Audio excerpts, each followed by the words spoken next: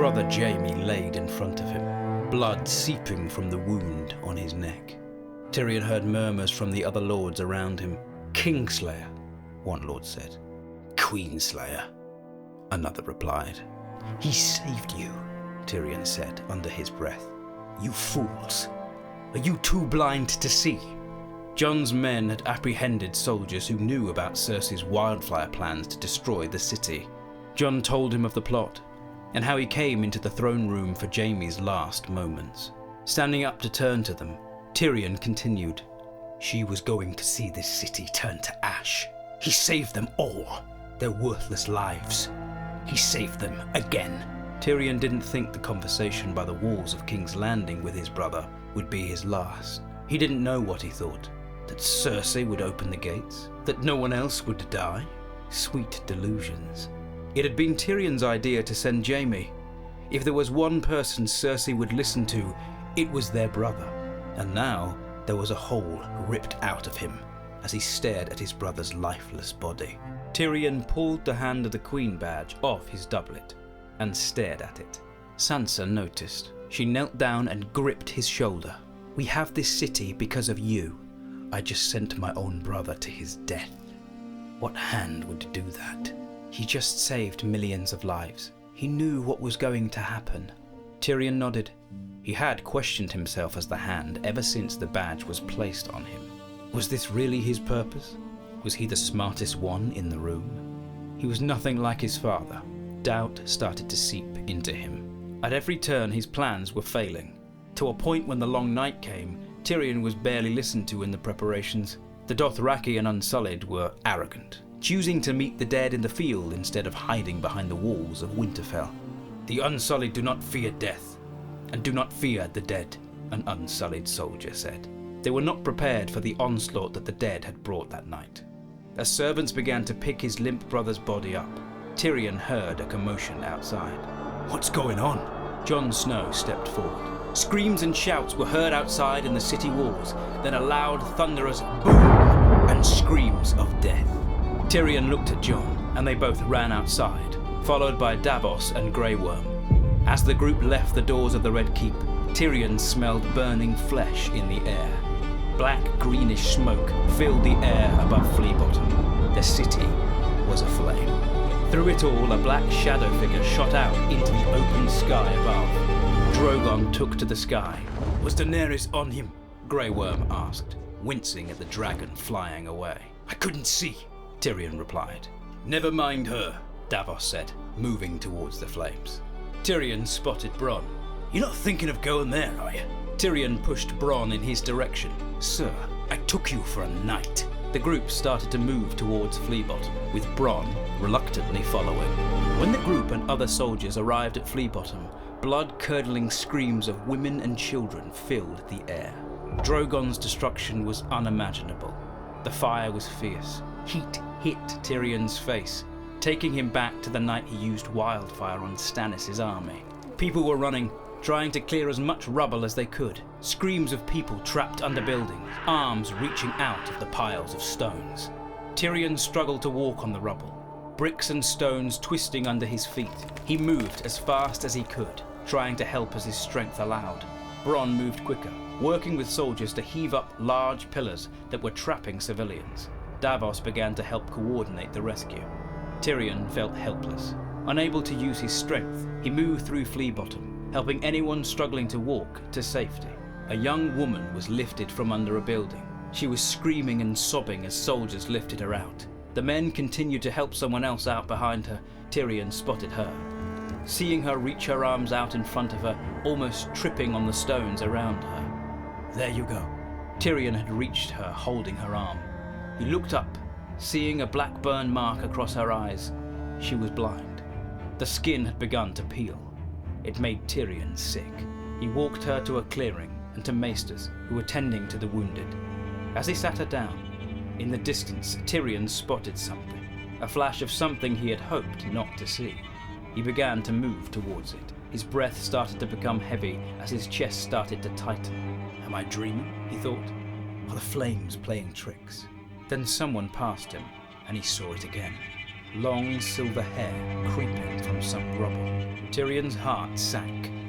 Please, God, no, Tyrion thought. Tyrion sprinted towards the rubble in a blur. Tyrion prayed he was wrong. As he reached her, he saw her silver-scaled armor and her arm protruding from the rubble. Tyrion screamed, an unholy scream. Tyrion began to push with all his might to remove the rubble that was resting on Daenerys' body. "It's Daenerys! It's the Queen! Help me!" With that, Grey Worm and his men were sprinting towards Tyrion. By this point, Tyrion removed a rock covering Dany's face. He looked at her lifeless body. Dany just stared at him, soulless. Grey Worm had reached him by this point. Unsullied, Bronn and other men had begun to lift the heavy pieces of rubble that trapped Dany, uncovering more of her lifeless body. "Help her," Tyrion whispered as he watched, stepping back. After Dany was uncovered, she was lifted on their shoulders. Sunlight hit white smoke around her. It looked beautiful. Tyrion followed the men back with her, watching her limp arms swing back and forth as she was carried. The sun was starting to set when the remaining survivors were heading back into the Red Keep. As Tyrion entered the throne room, he looked down at his hands that were covered in black ash. He looked around, seeing the wounded being treated, burn wounds being wrapped up, and burnt black bodies being covered in white sheets throughout the hall. "You did good, imp." Bronn patted on Tyrion's shoulder. "She's safe. Don't worry," Bronn said calmly. "What about the hundreds of people in Flea Bottom? I can't begin to think about the death toll, or how many injured, burnt. What happened out there?" Bronn shrugged and dusted off the ash from his boots and let out a sigh as he sat himself up on the Iron Throne. "I pray you do not sit there. No king or queen as I see it." Tyrion shook his head. Just then a maester entered the throne room. "The queen is safely in her chamber, my lords. The maesters are tending to her wounds. We will do the best we can. Will she live? I cannot say for certain." The maester answered and took his leave. "What now?" Bronn said. Tyrion paused, wondering the same thing. "We prepare for another long night." The evening had gathered, and some time had passed since Daenerys was safely brought back into the Red Keep. Tyrion had washed and dressed in a new black doublet, with the handpin grasped at the top. Tyrion's footsteps echoed through the hallway as he followed a Stark soldier who escorted him to a chamber in Maegor's holdfast. The door opened to find Bran, in his wheelchair, staring into the fire. He looked up. "Tyrion, I didn't think I'd see you here." Tyrion sat beside him. "I did not think to see myself back behind these walls, in all honesty." "What brings you here, my lord?" "I need you, Bran." Bran scoffed. "What can I do?" Bran said, confused. "You can help me win this war. I need you to find Drogon for me. Bring him back to the fight. We'll need him when the Night King comes." Bran dismissed him and looked back into the fire. "I'm not the three-eyed raven." Bran had tried with all his strength to learn, to adapt, to become what he was supposed to be. But he failed in that cave as time slipped away from him. He was just Bran. You don't have to be the three-eyed raven. All you have to be is Brandon Stark. "Brandon Stark can't do anything," Bran said solemnly, staring into the fire. "Can't fight with a sword. Can't save his friends. Can't even walk. I don't need you to walk, Bran. I need you to fly." Bran looked up. He had heard those words before.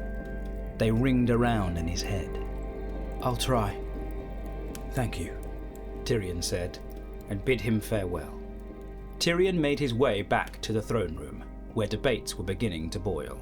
Lords had been gathering in the Great Hall to discuss the Queen's health and the impending threat that was coming from the north.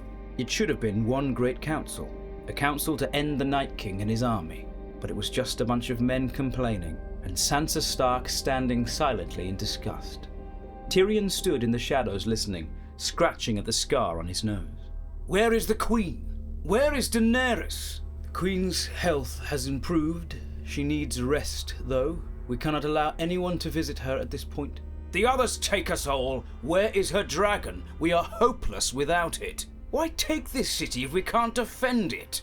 We should take the remaining ships and flee to Essos. The dead can't swim. How many ships do you think we have?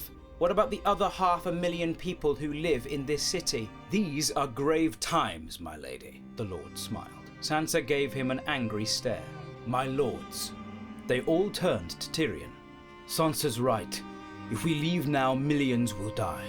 The Night King and his army will never stop. Tyrion took the steps down, walking towards them. The people of King's Landing, of Westeros, demand us to fight on, to defeat them in one last stand. Sansa nodded. Easy for you to say when your men aren't manning the walls. My men are dead, fighting this army long before you cared to join us. But the ships? The ships will be used to evacuate the people of King's Landing. Women, children, the old who cannot fight.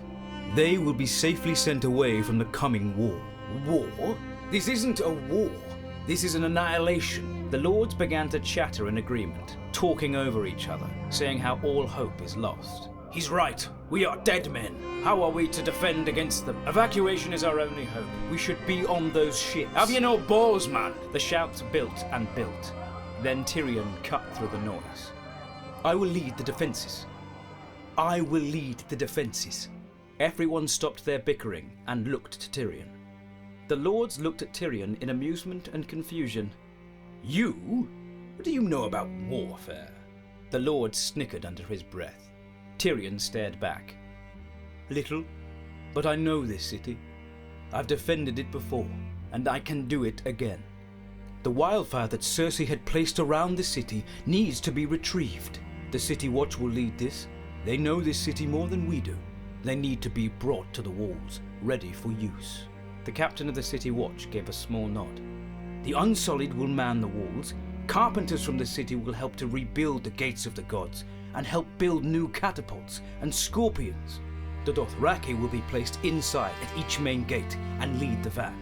If this city is breached, they will be the first line of defense. Grey Worm nodded in agreement. Brienne of Tarth stepped forward. I would be honored to offer you my services for these tasks, my lord. Grey Worm bowed his head slightly. Dothraki and Unsullied had seen how fierce Brienne was in the fight for Winterfell. The honor is ours, big woman. Send a letter to every inch of the realm. King's Landing needs men to fight. A last stand before the Night King decimates us all. We are staring at the abyss. We need all the men this wretched land has to offer. What about Drogon? Surely we have no chance without the beast. That matter has been dealt with. The lord looked at him, nearly impressed. Sir Bronn, is my chain still lying in Blackwater Bay? Aye. See to it that it is maintained and ready for use. The dead have ships now, do they? Piped a lord. No, but the dead bring the cold.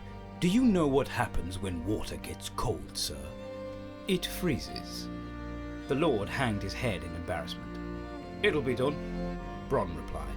I want every man and boy from the age 14 ready to fight. Armor, helms, swords made for them with whatever dragon glass we have left fit for purpose. Aye, I can manage that, Sir Davos stepped up, and I meant what I said before. The ships in Blackwater Bay will be used to evacuate the people of King's Landing, women, children, and whoever doesn't need to see this war. The lords finally nodded in agreement. It seems we all have roles to play. See that they are done. The crown will be forever in your debt, as well as every living man. I was made for this, Tyrion thought. The small council began to disperse. One more thing. Where is Jon Snow? The throne room became silent as people turned to each other. We were asking the same very question just before you graced us with your siege plans. The King of the North has not been seen for some time. Tyrion looked at Sansa, who just shook her head. Tyrion's smirk dropped. No Daenerys Targaryen, no Drogon, and no King in the North. Fate has drawn its blade. Just then, a young squire burst through the great wooden doors. Breathless, he rushed to the lord standing in the great hall. They've been spotted, he stammered. Spit it out, boy. A raven. The army of the dead have been spotted. They have just gone past the twins. They must be a few weeks' march from reaching the city. A knot turned in Tyrion's stomach. And Jon Snow. He's been seen. And where is he? He was last seen leaving the city, my lord. Riding out of the river gate, on horseback. And for another time, the throne room fell silent.